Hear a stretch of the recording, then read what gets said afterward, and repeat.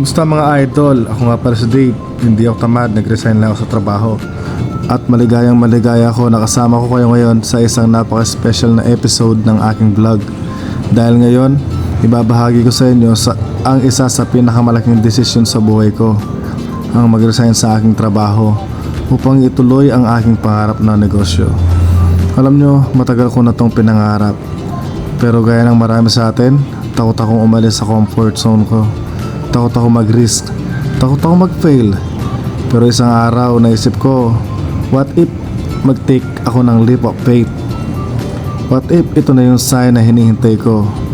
Kaya after months of planning, praying, and preparing, eto na, nag-resign na nga ako sa trabaho para ipagpatuloy ang aking negosyo. Sa mga nanonood ngayon na may pangarap din na gustong ituloy, alam kong may takot at duda kayo. Normal lang yan, bro. Pero tandaan nyo, ang takot ay hindi hadlang kundi hamon para tayo lumago. Kung hindi tayo magre-risk, paano natin malalaman kung hanggang saan tayo pupunta, di ba? Ang bawat successful na tao ay nagsisimula sa isang leap of faith. At ngayon, ito na ang leap of faith ko. Sana maging inspirasyon ko kayo na gawin din ang leap of faith nyo. Hindi ko sinasabing madali ito. Alam kong maraming challenges ang haharapin ko.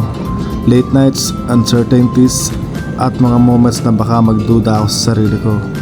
Pero alam ko rin na kapag ginusto mo ang isang bagay, gagawin mo ang lahat para maabot mo ito. At ito na yung time na pinakita ko sa sarili ko na kaya ko. Kaya sa inyong lahat na nanonood, sana supportahan nyo ako sa aking bagong journey. At kung may pangarap ka din na gustong ituloy, sabay tayo.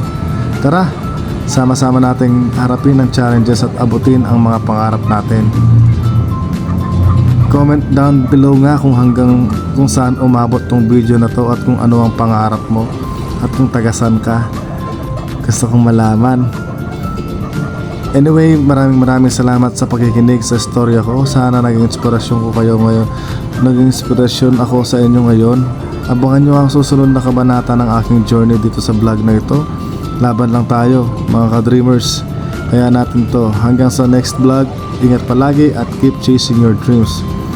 By the way, kung di ka pa naka-follow sa page natin or sa Facebook ko, follow nyo na rin ako para ma-update ko kayo sa mga bagong video na i-upload natin dito sa ating journey sa pagnenegosyo.